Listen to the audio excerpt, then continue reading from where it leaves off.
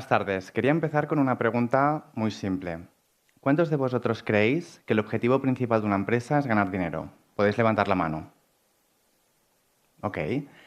¿Y cuántos creéis que las empresas deberían crear valor más allá del beneficio económico?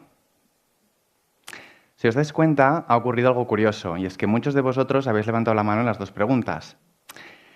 Y eso tiene una razón, y es que durante mucho tiempo se nos ha explicado la historia de la economía como una historia de competencia. Empresas que compiten entre ellas, que intentan ganar cuota de mercado, que intentan ser más grandes que las demás. Pero si miramos lo que está ocurriendo realmente en la economía moderna, nos damos cuenta de que esta historia está incompleta, puesto que cada vez son más los casos donde las empresas crean valor uniéndose entre ellas y no únicamente compitiendo, que también, en otras palabras, creando ecosistemas. Y esto de los ecosistemas es algo relativamente antiguo. Os pongo en situación. Yo personalmente tengo dos pasiones. Por un lado, el arte arquitectónico, y concretamente el modernismo, y por otro lado, el mundo de la empresa. Algo me tenía que venir de familia. Recuerdo la primera vez que entré en el Palo de la Música en Barcelona. Yo era muy pequeño, debería tener 7 u 8 años, y la verdad es que me impresionó muchísimo. De hecho, reconozco que lo primero que pensé fue, yo de mayor quiero vivir aquí. Y bueno, a día de hoy, cuando voy a escuchar ópera o así, lo continúo pensando.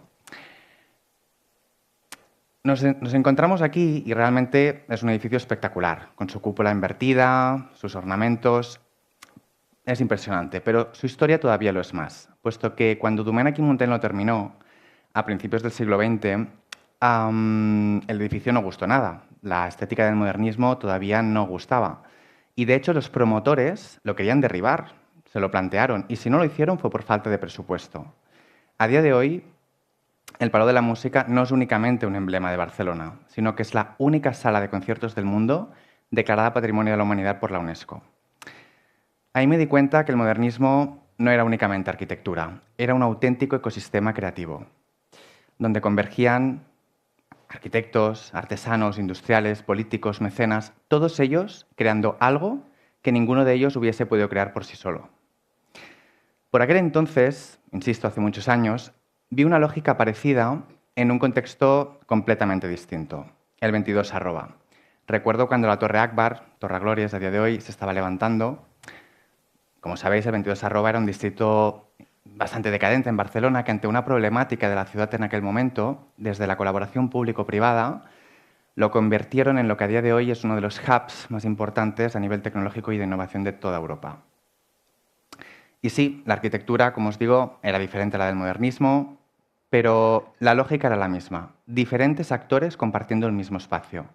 Y todo ello fue posible gracias a algo clave, la colaboración público-privada, conectando startups, empresas tecnológicas, incubadoras, aceleradoras, instituciones, porque cuando tú conectas talento, conocimiento y capital, empiezan a surgir cosas interesantes. Fue precisamente por ello que cuando entré a la universidad, quise entender cómo funcionaban los ecosistemas. Me especialicé en ciencias políticas porque quería entender cómo funcionaban las instituciones, cómo se dan las condiciones para el desarrollo y, lógicamente, lo complementé con el sector empresarial, con estudios y tener la suerte de trabajar tanto en instituciones como en el sector privado. Y os puedo asegurar que, al menos para mí, las cosas interesantes no ocurren únicamente ni en el sector público ni en el privado, sino en la intersección entre ambos, puesto que cada sector llega donde el otro no puede ni debe llegar. Y esto encaja perfectamente con uno de los ODS, que es del que me toca hablar a mí hoy, que es el ODS 17, Alianzas para lograr objetivos. Si os das cuenta, este ODS no habla de un problema en concreto, sino habla de cómo trabajar. Y en esto del cómo trabajar, de todos los hubs y ecosistemas que he tenido la oportunidad de ver, hay uno que me ha resultado especialmente interesante. Y es el caso de Eindhoven, en Países Bajos. Es una ciudad que en su día dependía prácticamente de una única empresa, Philips.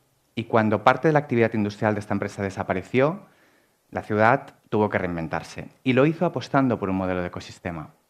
Pero aquí, a diferencia del 22 arroba, o incluso de otros hubs más sectoriales, el Singapore Sports Hub, por ejemplo, con el que Andorra tiene relación, Aquí el ecosistema no surgió de un diseño planificado ni perfecto, sino como respuesta a un problema.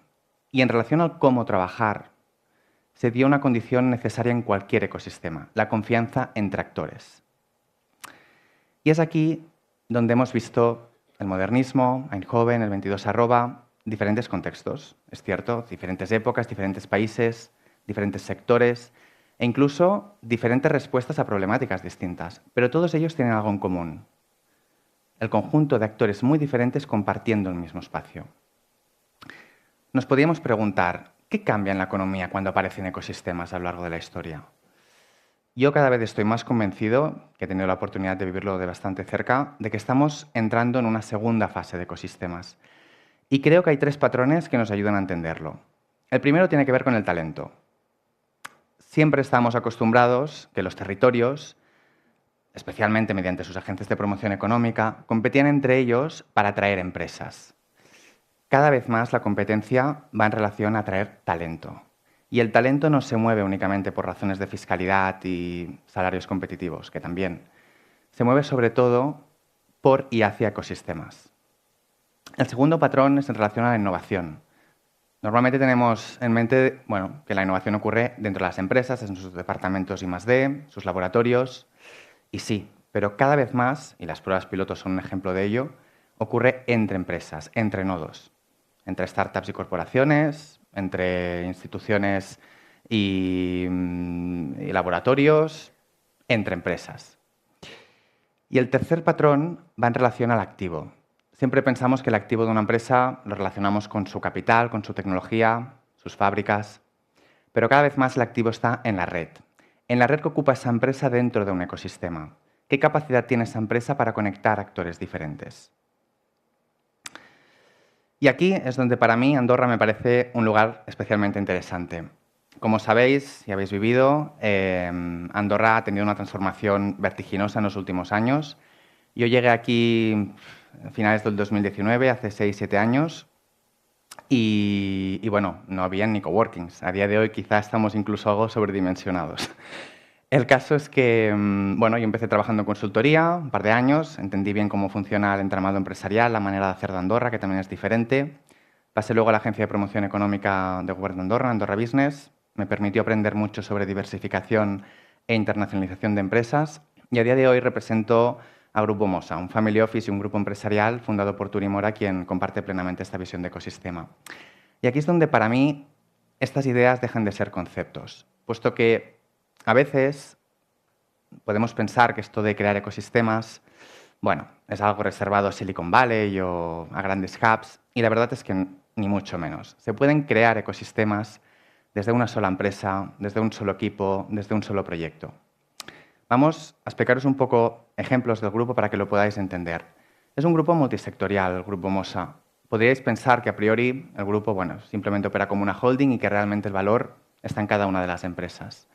Pero realmente no es así. El valor del grupo está en la conexión entre todas ellas y sobre todo y especialmente con el resto del ecosistema del país. Tenemos uno de los principales coworkings de Andorra, donde conectamos empresas, startups, emprendedores. Tenemos un hub, un tech lab, diseñados para que se crucen ideas y los proyectos se enriquezcan. Y además, aquí es lo interesante con lo que estoy diciendo hoy, conectamos con otros coworkings, que a priori podríais pensar, pero si eso es competencia. Pues sí, pero cuando conectamos comunidades, el ecosistema del país crece. Tenemos una plataforma de inversión internacional donde conectamos talento, capital y conocimiento a nivel internacional, es la pata internacional del grupo. Una consultora de sostenibilidad. Aquí, además de trabajar para grandes corporaciones o sector bancario, es decir, sector privado, también trabajamos para el sector público, para el Govern de Andorra, llevando, por ejemplo, el programa de Andorra Sostenible o Escola Verda.